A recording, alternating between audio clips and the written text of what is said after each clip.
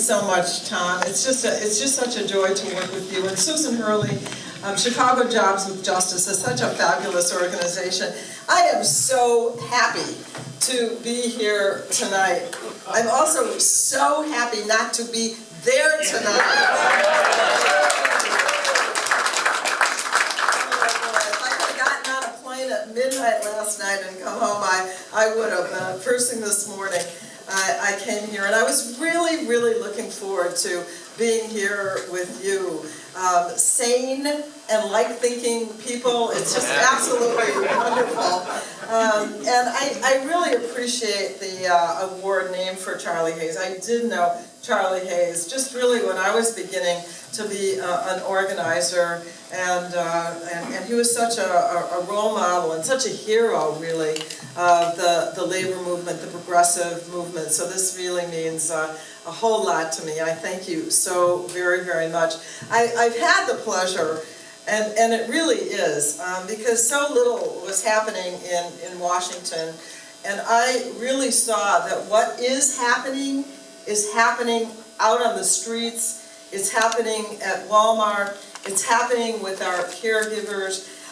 It's happening in the immigration movement. All the things that Chicago Jobs with Justice, that Jobs with Justice across the country is working on. That's where it's really at right now. That's where things are happening, and that's what's going to generate the successes. And I want to congratulate all the people from with Caring Across Generations. That was a huge victory that the Labor Department now has under the minimum, to win minimum wage and overtime protections for 2 million direct care workers across the country.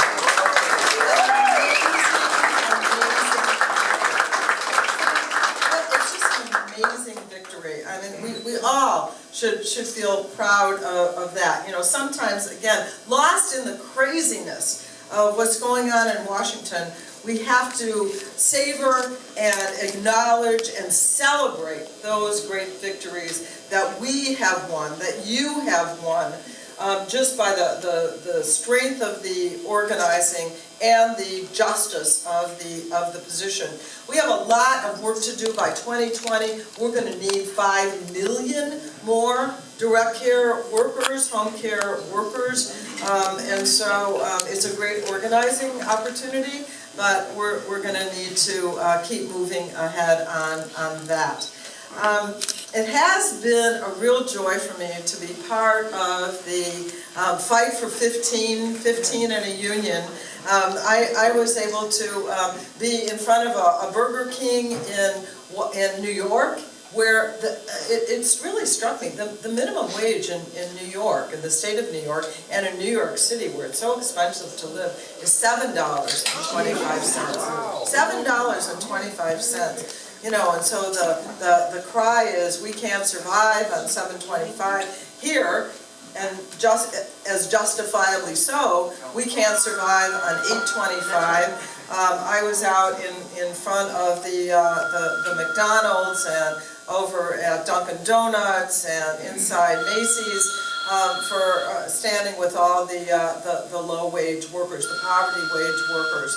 You know, and as I stood in front of McDonald's, I pointed out that this is really the example of income inequality in our country, which is a cancer that's rotting our country from the inside. It's not just bad for the workers, and of course it is. It means you can't really raise your family and live a dignified life.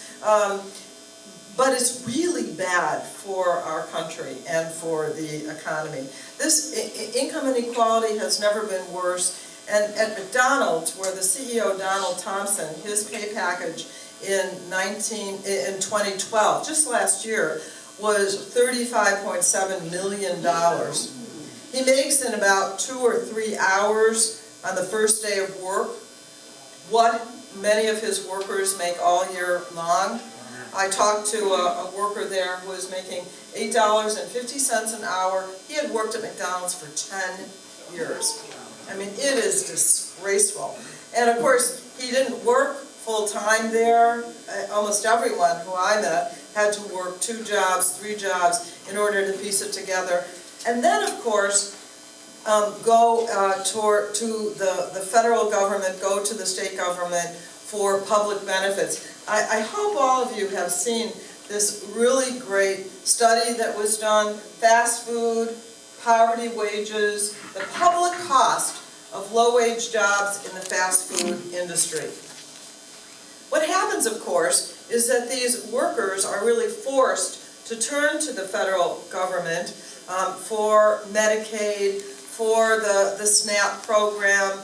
They get the earned income tax credit, which is a great thing. They get the child health insurance program for their kids. And then I stand in Washington and listen to those people across the aisle demonize those people as the takers, as the people who, excuse me. It's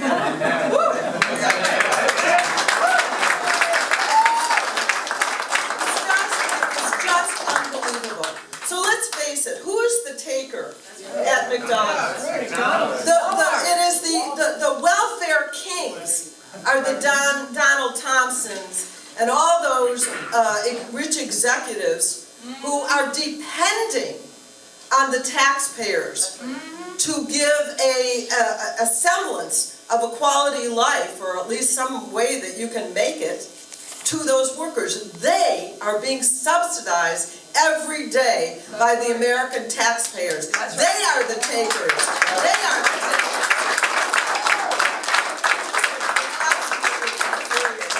And by the way, the people in the fast food industry are subsidize those companies at the tune of $7 billion a year. That's how much their workers alone, never mind the other poverty wage employers, but just in the fast food industry, $7 billion a week. And guess what? Almost 3/4 of those people who get those kinds of benefits, any of those benefits, come from working families. This is not right in the United States of America. But the good news now is that there is an organized campaign. We've got organized labor. We've got Chicago Jobs with Justice and organizations across the country that are fighting to change that. And when we do, we change the country. Because people who come out on those streets, if they're eligible to, they're going to be voting. That's right. They're going to be voting. And you know, the Republicans count on low-wage workers not to vote. They believe that those are the people who are going to stay home. So even as we're organizing for a union, for higher wages, we are also going to be able to register people to vote, and we're going to finally change, get rid of that Tea Party. We're going to put Nancy Pelosi in charge of the House of Representatives. And I just want to say that what you saw yesterday was the incredible unity of the Democratic Party, from the President, Harry Reid, Nancy Pelosi, all the members, every single Democrat in the House and in the Senate voted to open the government, to pay our bills, and the Republican Party is in complete disarray. They are drowning right now. They are drowning. I do not think for a minute they're going to put themselves in that situation come January, come February again. They have lost such credibility. And Ted Cruz, we can only pray that he will be their candidate.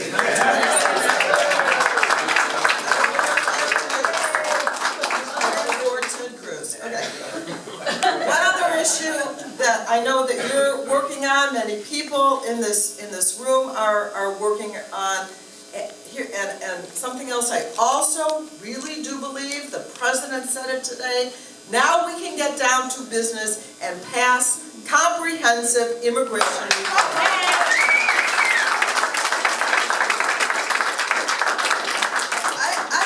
I really believe I think that, again, the Republicans need this as much as any of us need this. I'm talking politics to you now. If they don't get right on immigration, they're going to have a hell of a time getting any majority and certainly ever electing another president of the United States. So they need to get right on immigration reform. So we need to ask John Boehner the same thing we've been asking him for 16 days while the government was shut down, and that is give us a vote. And that's why I was out with 20,000 brothers and sisters a week and a half ago, demanding a vote, and had the honor of, in very good company, John Lewis, our hero of the Civil Rights Movement, and Luis Gutierrez, and 7 other members of Congress, of being arrested, and believe it or not, it was my first time. I'm such a rabble-rouser that people say, you gotta be kidding. You know, where have you been all these years? But I have to tell you, one of the funny things that happened, that I'm also so proud of, when they took my mugshot, you know what the number that was under my face? 007. I kid you not. I kid you not. I am dying to get that mugshot. I love it. I'm going to make posters out of it. Anyway, I really do believe if we keep the pressure on, that we can get a vote. Now, it's not going to be the greatest, it'll probably be some version, a bit of a better version, not so much border security stuff of the Senate bill, but I think that it will include a path to citizenship. It will be able to bring 11, 12 million people out of the shadows finally, and stop the deportations and stop the detentions that are going on. This is another incredible insanity. This idea that we have set a quota for the number of detention beds that have to be filled every night in the United States of America.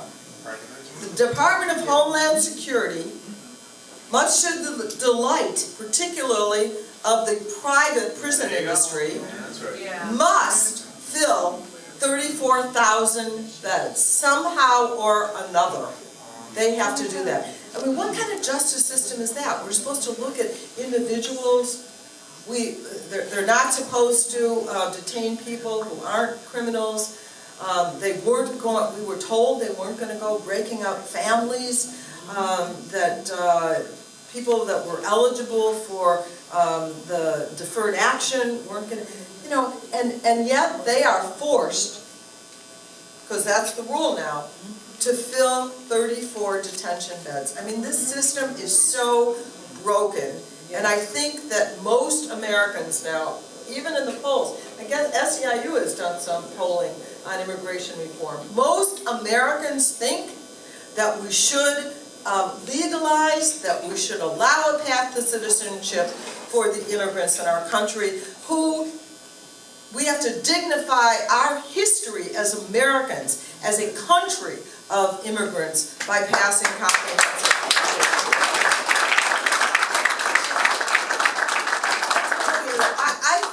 Now we have a discredited, certainly Tea Party, but a discredited Republican Party, and the American people are looking for real solutions to the problems that we face. And I think they are looking now at the Democrats as people who are willing to, in the old-fashioned way, listen to each other, try and find some common ground with those people that we disagree with, and finally move forward on creating jobs. Here's the thing. If you want to know what's really made me crazy over the last few weeks, this is a moment in history where we really could, as a country, be taking off. Our economy could be growing right now. Despite all their obstructionism, we've actually been, for I don't creating jobs in the private sector. You know, it's been slow and it's been hard, but that's because they've stood in our way. They won't pass the American Jobs Act. You know, they've tried to block this president and this Congress in any way that they can. And still, we've been crawling out of this hole. But if we had the last 2 years of this Obama administration with a Congress, a Democratic Congress and a Democratic Senate, we could absolutely soar. We could do jobs programs where we do really needed jobs in our country, infrastructure, social infrastructure as well as physical infrastructure in our country, put people back to work, make the Affordable Care Act, Obamacare, really work. This is a blessing for our country.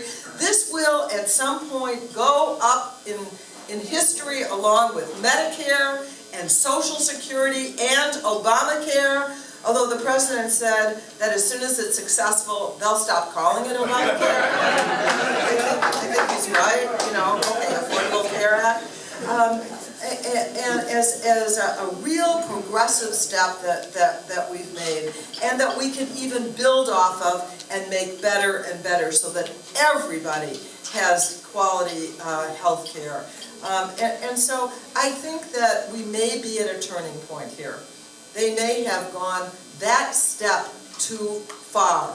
And now our agenda, Chicago Jobs with Justice, the union movement, and let me just say, it was the union movement that brought us the middle class initially, and it is the only thing that will revive the middle class in the United States of America.